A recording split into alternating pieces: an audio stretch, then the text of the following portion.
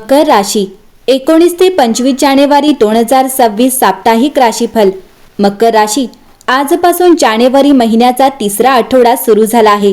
वैदिक ज्योतिषशास्त्रानुसार 19 ते 25 जानेवारी 2026 या आठवड्यात अनेक मोठमोठ्या ग्रहांचं संक्रमण होणार आहे। तसेच माघ महिन्याची सुरुवात देखील होत आहे। या दरम्यान अनेक शुभग्रह राशी परिवर्तन करणार आहेत। त्यामुळे हा नवा आठवडा मकर राशीसाठी भाग्यशाली असणार आहे। जानेवारी महिन्याचा तिसरा आठवडा तुमच्यासाठी कसा असेल, तुमचा व्यावसायिक, करिअर, आरोग्य आणि प्रेमजीवन या काळात कसे असणार आहे, चला जाणून घेऊ। मकर राशी, शनी शांत चिकाटीची विनंती करतो। या आठवड्यात बरे होण्यासाठी सतत येत राहा। एक वेळी छोटी पावले, जरी ती मंद वाटली असली तरी महत्त्वाची ठरेल। भावनिक परिपक्वता असो किंवा स्वतःची काळजी असो, दैनंदिन काम मोठ्या झेप किंवा यापेक्षा अधिक महत्त्वाचे ठरू शकते। तुम्हाला एकत्र येण्याची गरज नाही, ही एक चूक आहे। तुम्हाला फक्त पुढे जाण्याची गरज आहे। हा आठवडा मकर राशीच्या लोकांसाठी संदेश घेऊन येतो की स्थिरता ही तुमची सर्वात मोठी संपत्ती आहे। तुम्ही हळूहळू पुढे जाता, पण तुम्ही खूप पुढे जाता। जर तुम्ही या आठवड्यात संयम राखलात, तुमच्या आरोग्याची काळजी घेतलीत आणि अनावश्यक चिंता टाळल्या, तर हा आठवडा तुम्हाला भविष्यासाठी एक मजबूत पाया प्रदान करेल।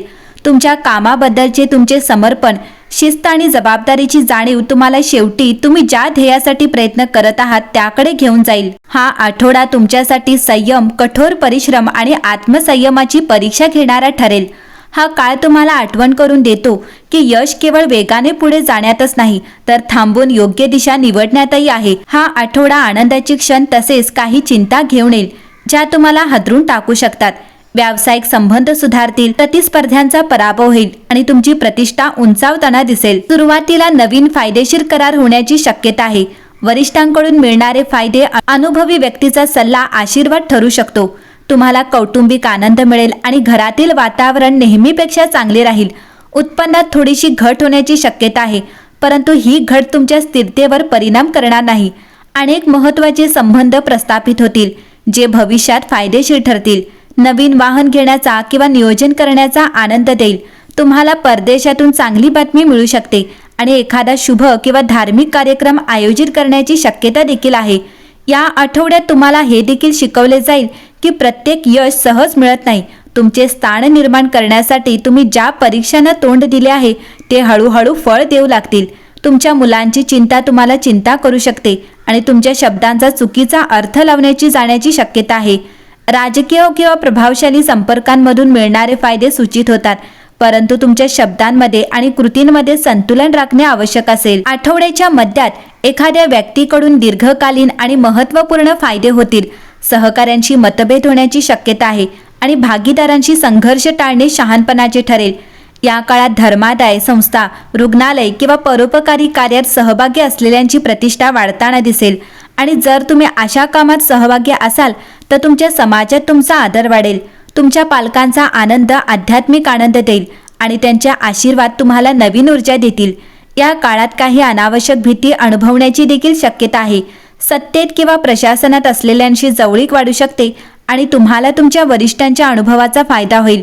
आठवड्याच्या शेवटी तुम्हाला अनेक लोकांकडून पाठिंबा आणि सहकार्य मिळेल, परंतु सहकाऱ्यांमध्ये अहंकाराच्या संघर्षामुळे तुम्हाला थोडा मानसिक थकवा जाणवू शकतो। थोडीशी चिंता राहू शकते, जरी कारण स्पष्ट नसले तरी त्याचा परिणाम जाणवेल। आठवड्याच्या शेवटी तुमचे वरिष्ठ अधिकाऱ्यांकडून प्रशंसा तुमचे मनोबल वाढवेल। कधीकधी जास्त भावनिकता दुःख आणि रडण्याची भावना देखील निर्माण करू शकते। वयस्कर व्यक्तीच्या बौद्धिक क्षमतेत घट झाल्यामुळे तुमच्यावर खोलवर परिणाम होऊ शकतो। महत्त्वाच्या कामांमध्ये वेळ वाया घालवण्याची शक्यता असते, म्हणून तुमचा वेळ सुज्ञपणे वापरणे महत्त्वाचे आहे। मकर राशी, या आठवड्यात तुमच्या आरोग्यासाठी संतुलन आणि स्वतःची काळजी घेणे आवश्यक आहे। जरी तुमची ऊर्जा पातळी बहुतेक चांगली असेल तरी जास्त कामाचा ताण किंवा मानसिक दबाव, थकवा, शरीर कडक होणे किंवा ताण निर्माण करू शकते। मीन राशीतील शनी बाह्य दबावांना न जुमानता भावनिक आरोग्यावर लक्ष केंद्रित करण्याचा आणि शांत मन राखण्याचा सल्ला देतो। पुरेशी झोप घेणे, पुरेसे पाणी पिणे आणि शिस्तबद्ध दैनंदिन दिनचर्या पाळणे आवश्यक आहे। हलका व्यायाम, स्ट्रेचिंग किंवा ध्यान केल्याने शरीराचा ताण कमी होईल आणि तुम्हाला ऊर्जावान वाटेल। 25 जानेवारी रोजी मेष राशी चंद्राचा प्रवेश तुमच्या चैतन्यशीलतेत सुधारणा करेल आणि तंदुरुस्तीमध्ये तुमची आवड पुन्हा जागृत करेल। विद्यार्थी वर्गासाठी हा आठवडा कठोर परिश्रमाने भरलेला असेल, परंतु त्याचे खूप चांगले परिणाम मिळतील. मकर राशीतील शुभ ग्रह तुम्हाला दीर्घकाळ शिस्त, एकाग्रता आणि अभ्यास राखण्यास मदत करतील. तुम्हाला कामगिरी करण्याचा दबाव जाणवू शकतो, परंतु सतत प्रयत्न केल्याने यश निश्चितच मिळेल. प्रतिगामी गुरु घाईघाईने पुढे जाण्याऐवजी मूलभूत गोष्टी मजबूत करण्याचा आणि भूतकाळातील चुका सुधारण्याचा सल्ला देतो. स्पर्धा परीक्षांची तयारी करणाऱ्या विद्यार्थ्यांनी अचूकता आणि पद्धतशीर तयारीवर अधिक लक्ष केंद्रित करावे. आठवड्याच्या अखेरीस तुमचा आत्मविश्वास वाढेल आणि तुम्ही तुमच्या शैक्षणिक दिशांबद्दल अधिक स्पष्ट व्हाल. एकंदरीतच मकर राशीच्या लोकांसाठी त्यांची ओळख स्थापित करण्यासाठी आणि त्यांची शक्ती प्रदर्शित करण्यासाठी हा एक उत्तम आठवडा आहे. तुमच्या ग्रहांच्या हालचाली जबाबदारी, शिस्त आणि वैयक्तिक अधिकाराचे महत्त्व अधोरेखित करतात. भावनिक संतुलन आणि सातत्यपूर्ण प्रयत्नांद्वारे तुम्ही अर्थपूर्ण प्रगती साध्य कराल.